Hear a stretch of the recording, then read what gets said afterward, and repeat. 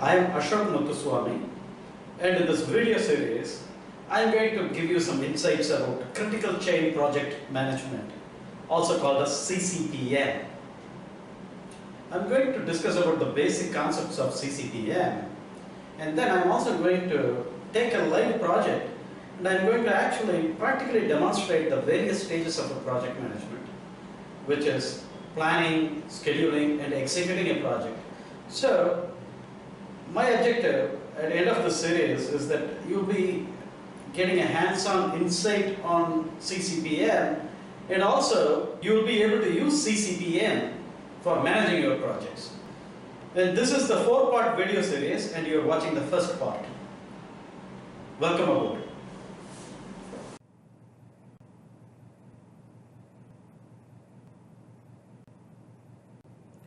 So here are the objectives of this video series.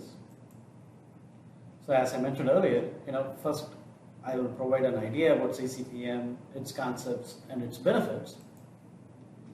And that will be followed by a practical demo of a sample project,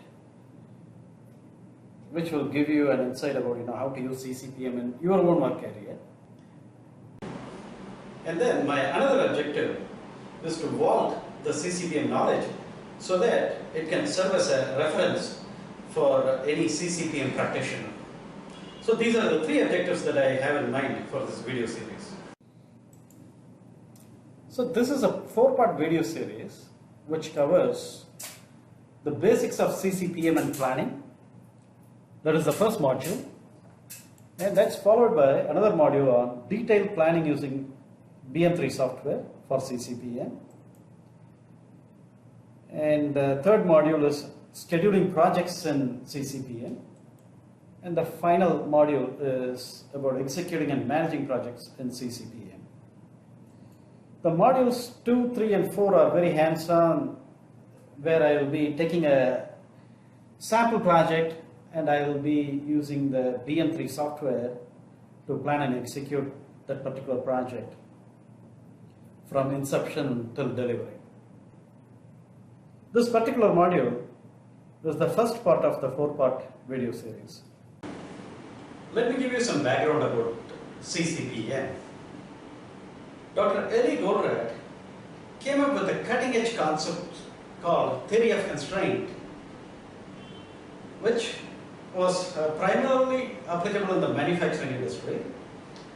And the basic fundamental behind this concept of theory of constraint is that all processes, and by the way it could include non-manufacturing processes as well, apart from manufacturing processes. So all processes, whether it's manufacturing or not, have a constraint in the system. And if you could identify the constraint, and if you could work around the constraint, or if you could improve the constraint, then as a system as a whole, you will be producing more output. So that was the basic concept behind theory of constraint. And he wrote a book which was a bestseller. It is called The Goal. And then in the 90s, Dr. Goldratt extended this theory of constraint concept to also project management. For Dr. Goldratt, the projects also do have a constraint, or there could be more than one constraint as well.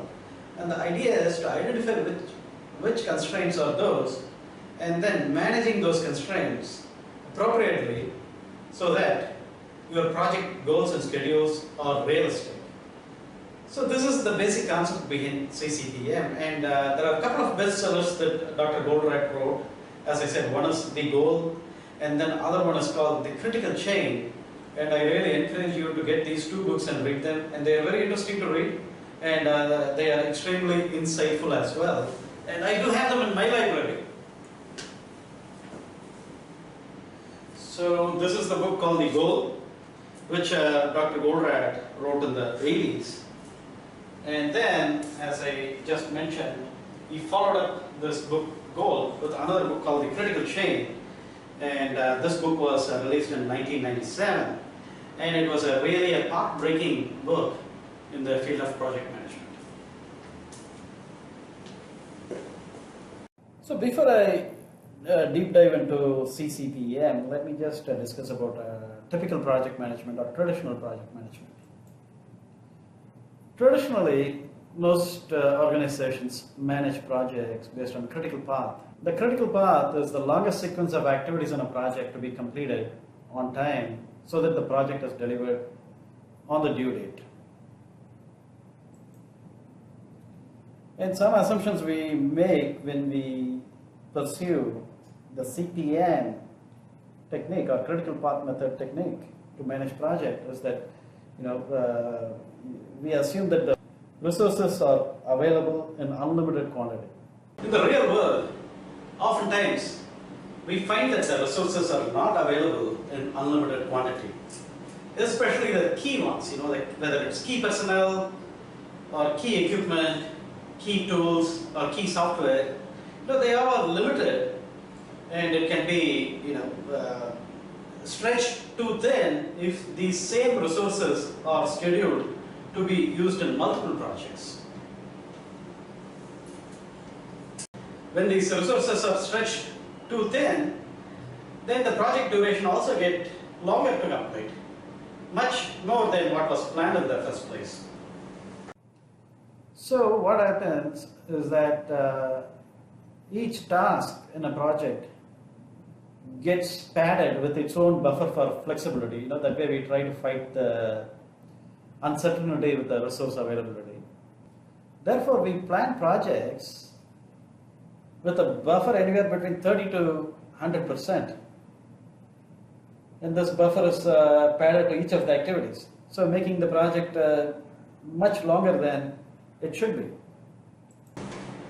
Critical chain project management has a different perspective when compared with critical path method, and its main distinguishing features are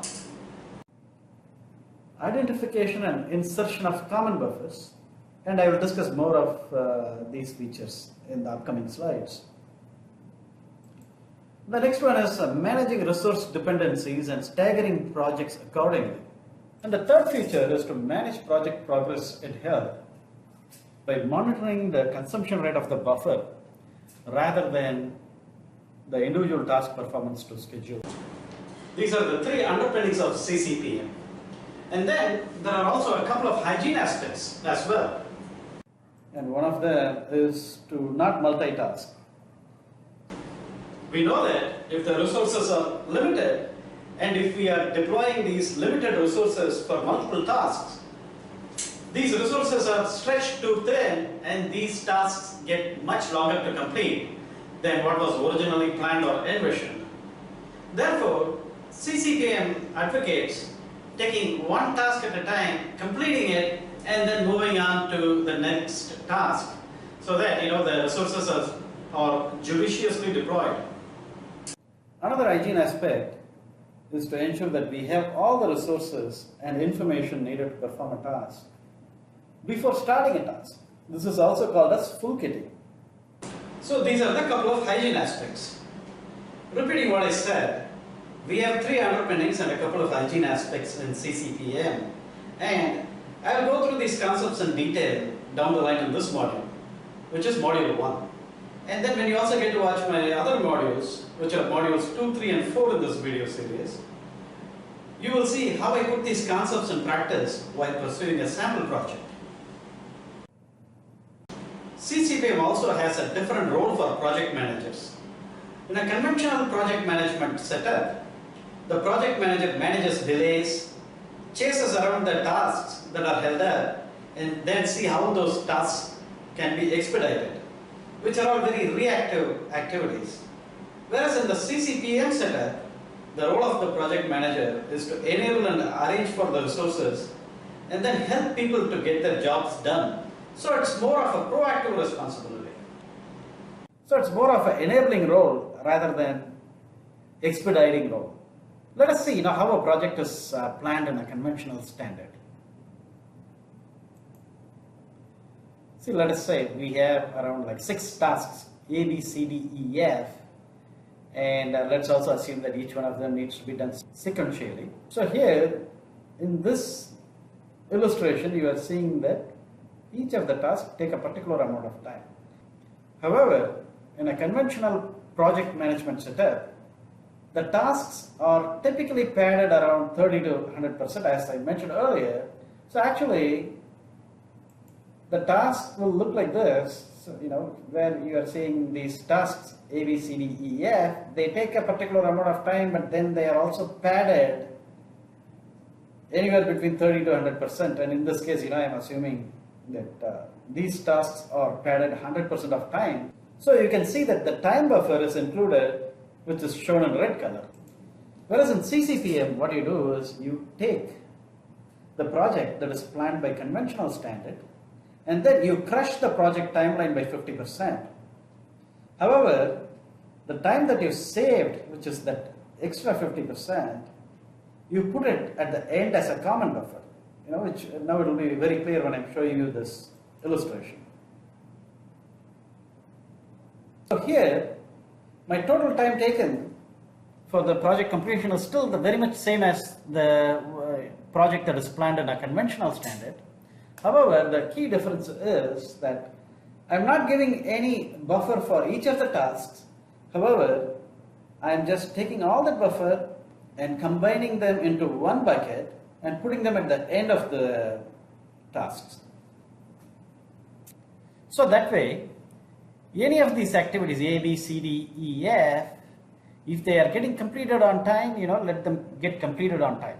But in case if they are getting delayed, they go and take some time buffer which is available in this common pool. That way, unwantedly I am not planning all the tasks with a buffer, but still I have the buffer, and whenever I need that buffer I go and consume, but I am not institutionalizing the buffer, right? So as you can see, here is a project which has been planned using CCPM. And you can see in this Gantt chart, you have all these different tasks. And none of these tasks have any buffer. However, we do have a project buffer at the end. So, you can see this buffer here. And if any of these tasks are getting delayed, they go and take some time from this common buffer which is available. Apart from project buffer, we also have feeding buffer. So if there are multiple branches in a project, we also want to make sure that each of the branch which is feeding into the critical chain also get completed on time, and they are also planned for any contingency in case if there are any delays. So we also have feeding buffers, as you can see here. Now let's discuss about scheduling projects in CCPM. One of the things to focus on in CCPM is to reduce the transfer batch size, and let me explain what it is. See, let us take a construction project which has few tasks in a sequence, like installing a pile foundation, erecting columns, mounting trestles, and laying roof. And conventionally, the tasks are sequenced as following. Now, first you start with laying the foundation, then you erect the column, then you mount trestles, then you lay the roof. CCPM advocates about not waiting to erect the column until you fully finish the foundation. Alternatively, it suggests a particular sequence, something like this. You lay the foundation, then you overlap with erecting column, then you overlap that with mounting trestles, and then you overlap that with laying the roof. And I will explain this concept in the next slide.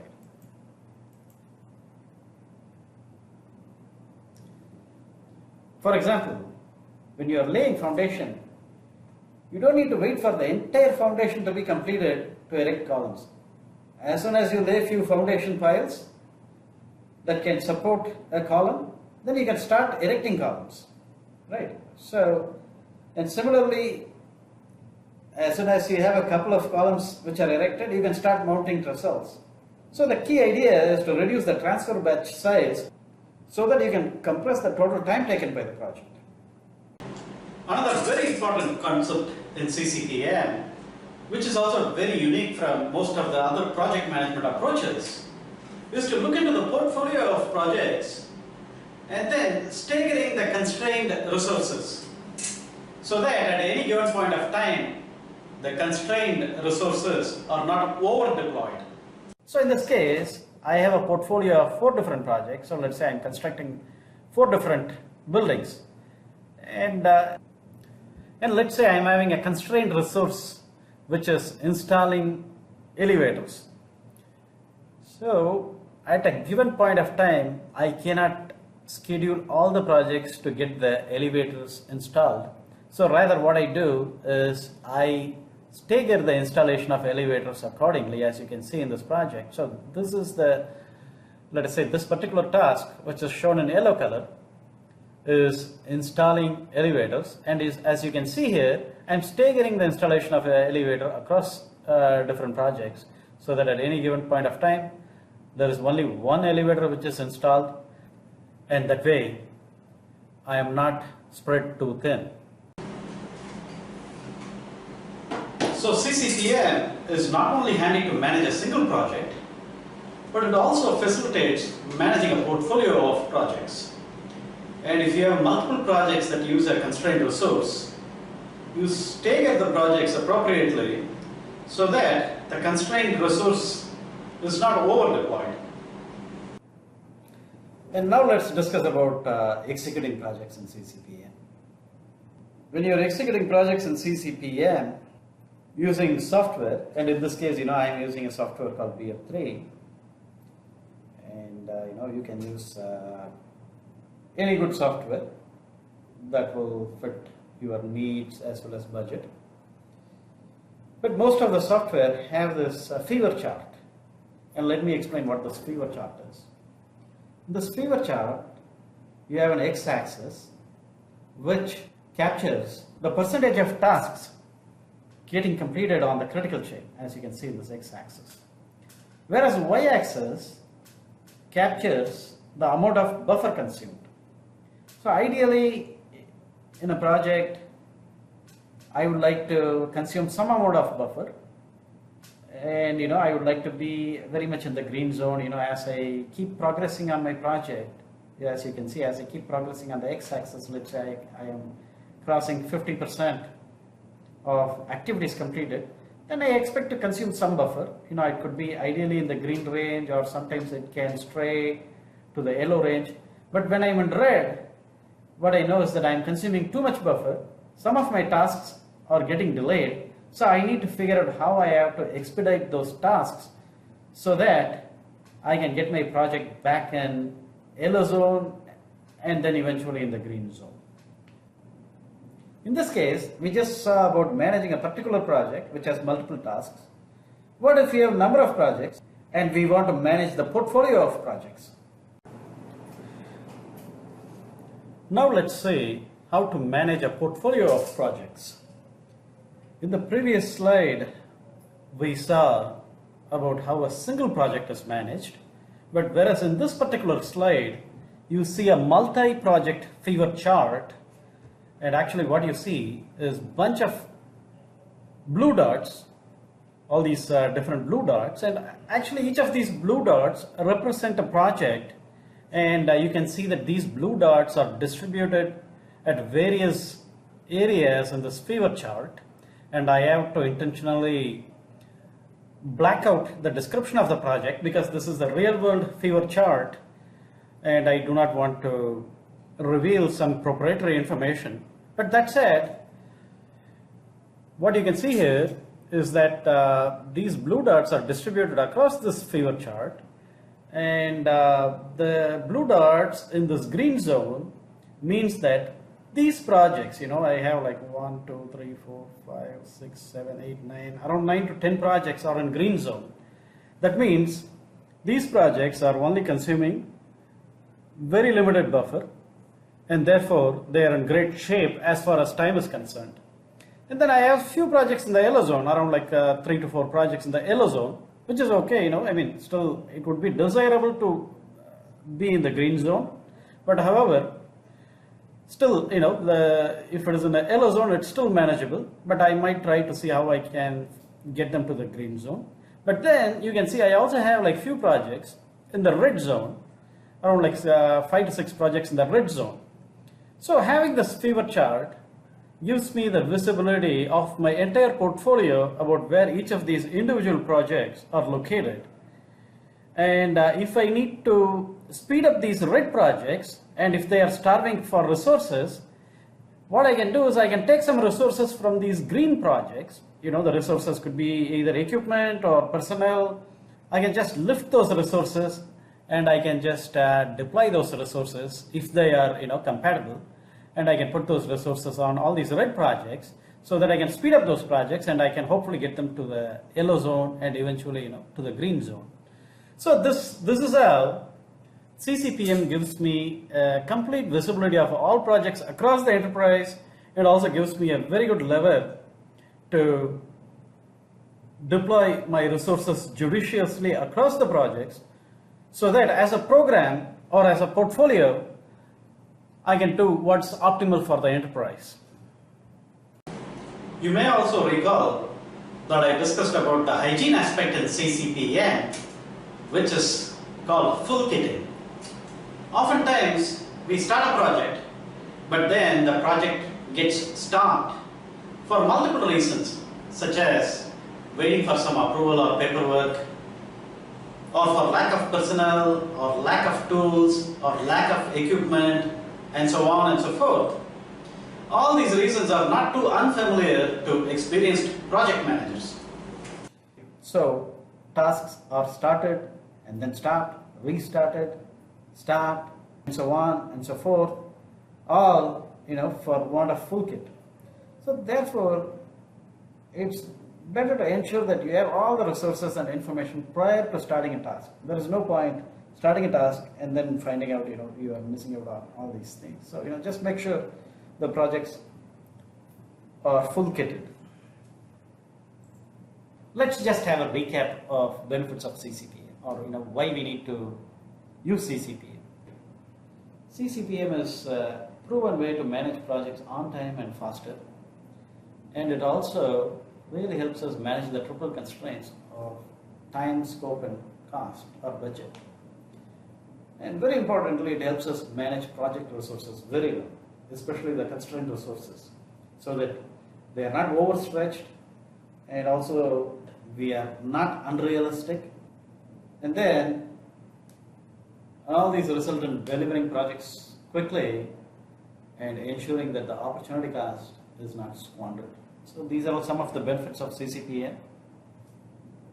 And here is a study from Being Company in Japan, and based on their experience, they are mentioning that CCPM helps deliver projects somewhere around 20 to 50% faster, and also like 95% plus on time, and around 10 to 30% of savings, and no compromises on quality, and also more of a collaborative culture where there is a trust and respect. So that said, now I want to get more hands-on, and I want to start planning a project.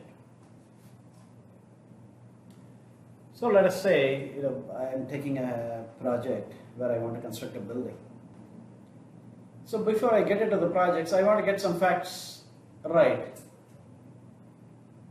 which include obviously the project name. So in this case, I am giving a name called Building Construction AM1, and my objective is to provide a residential dwelling, and the deliverable is to build a residential building as per agreed plan with all amenities such as electricity, water, and drainage.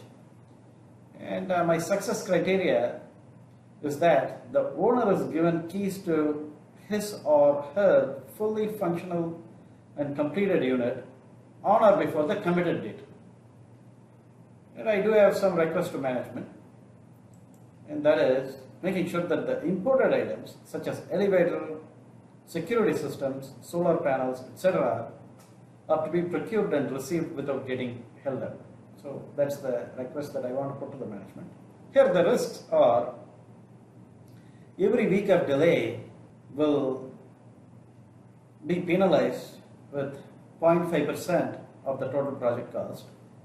And after 20 weeks of delay, which means that I lose 10% of the price of the project, then I start making loss. So that's where I break even. So I want to ensure that I do not delay the project. I complete it on time, and I make sure that whatever profitability goals that I set, I'm meeting those goals. After capturing the project objectives, I need to start planning the project.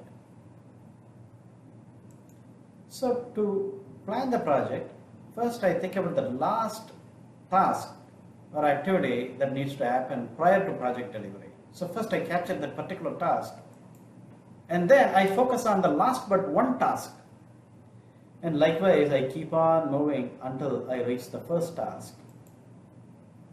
And meanwhile, if the project needs to branch out, I also make sure that I have multiple branches as needed. As you can see, I'm not starting from the first task and planning forward.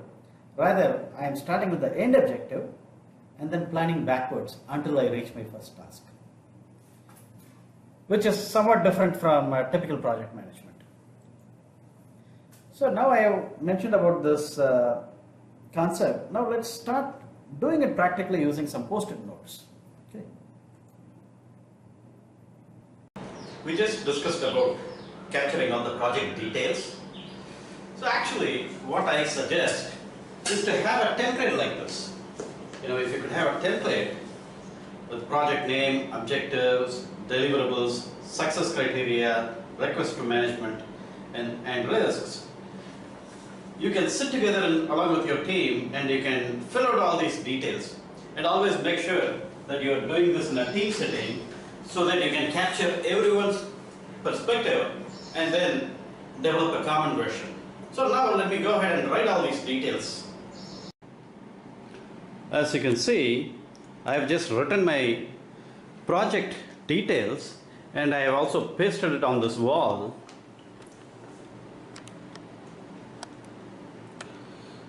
Well, my handwriting is tardy.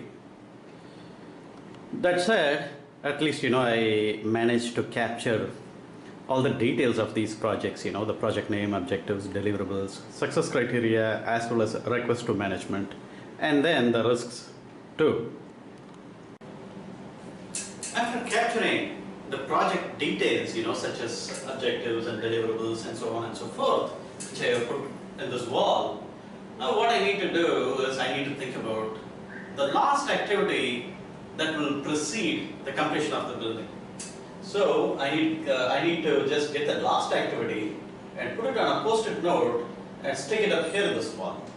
And similarly, I need to figure out the activity that will be last but one, and I need to go and put it here. And I need to keep on cascading like that until I reach the first activity.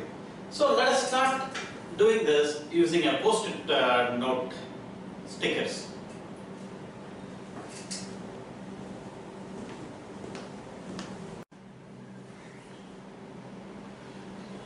Okay, so let me grab some post-it notes. Hope I have some here. Well, yeah, I do have them. Okay, so now let's go, write all these activities and then stick them up on the wall and see how it goes. Okay, so let's start writing the activities, as I said, from starting from the end.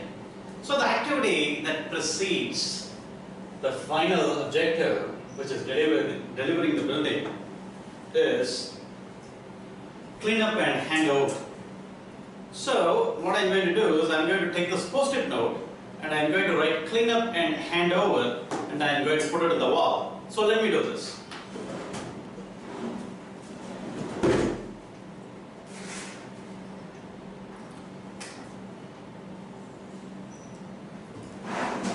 So I'm writing clean up and hand over.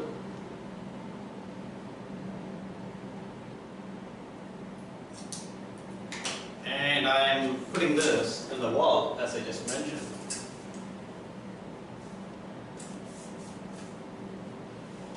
And I can put a, extra tape. I do not want this to fall down.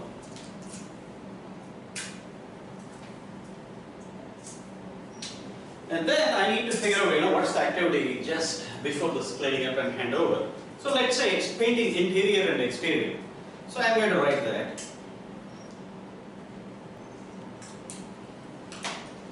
And let me put this up on the wall.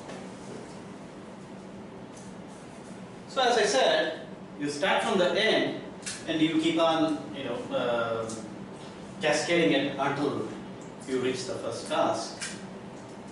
And at some time, in this journey, your project may branch out. There may be like 2 or 3 activities in parallel, and then each of those activities will have their own preceding activities. So as you can see, I got a couple of more activities, which is installing safety grills as well as fixing furniture.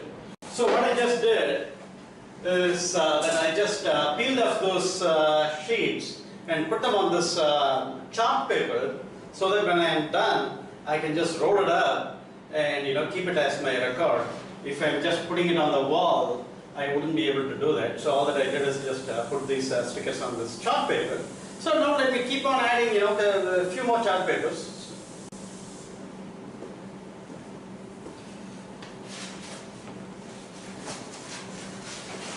Okay, so I'm going to add one more chart paper for all the preceding tasks, and I'm going to also get all these tasks captured in the sticky note, and I'm going to put them here, right?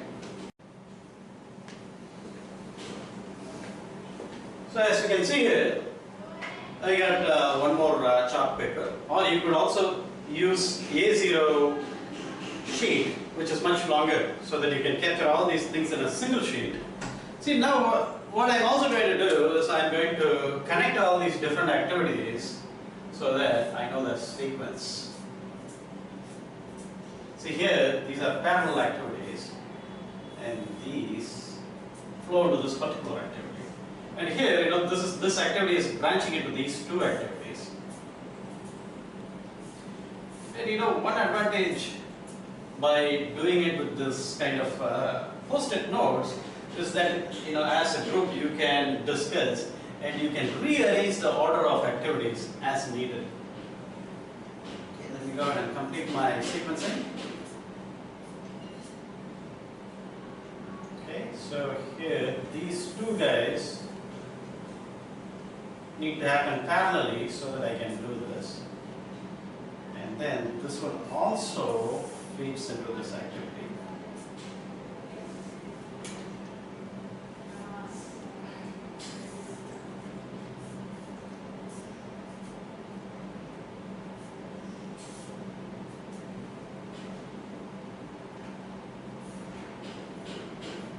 Okay, so I'm not done yet. I need to have one more chart paper before I'm getting all these tasks completed. As you can see now, I got the entire project laid out, and let me zoom it up for you. So we worked on this reverse planning or backward planning. We started with the project objectives, deliverables, success criteria, and so on and so forth. And then we kept on figuring out the activity preceding the last step, and we also allowed for project to branch out, and we kept on moving towards the first activity. And I'm also missing some of the path here, so let me go ahead and complete the activity sequence.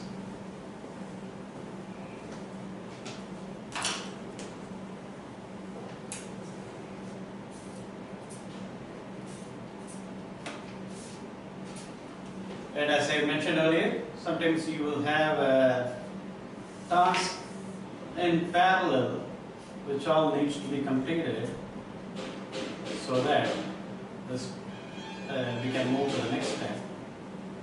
And here is the first step, which also branches out to 3 additional steps. And also doing it in this sticky note fashion will also help me to see whether I need to rearrange the task, or whether I need to rearrange the sequence, or whether I can do more activities parallelly, so that I can squeeze the overall project completion time. So having it all physically in this format gives me all those opportunities. Now that we got the project plan laid out in yellow color post-it note, let us capture the duration needed as well as the resource required for each of the tasks in a different color post-it note.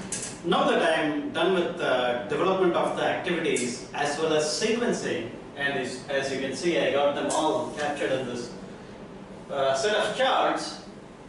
Now I need to figure out the duration of each of these tasks as well as the resources required.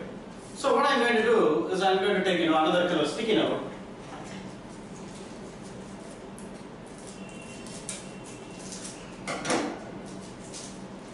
So I have a couple of sets of few sets of sticky notes.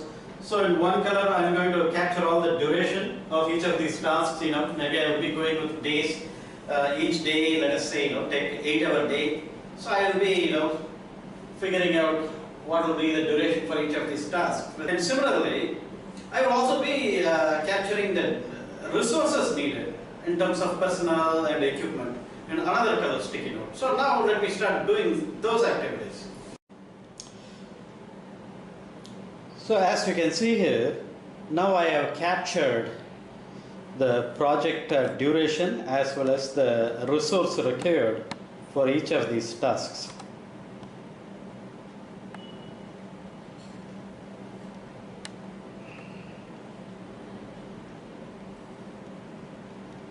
See, the pink color sticky note is for the resource, and then the orange color sticky note under that is for the duration. So, to install safety grills, I need facility contractor for 1 day. Similarly, to fix furniture, I also need facility contractor for 1 day.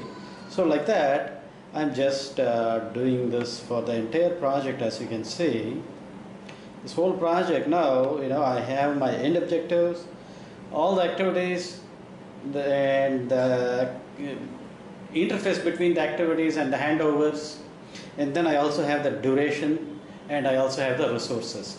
So like that, I capture the entire project activity starting from the back and proceeding all the way till the beginning. So my suggestion is that whether or not you are doing CCPM, doesn't matter whatever project planning methodology that you use, I suggest as for planning, just go ahead and start doing it in this kind of format, and it will be very, very insightful, and most of the time you will not miss out any task.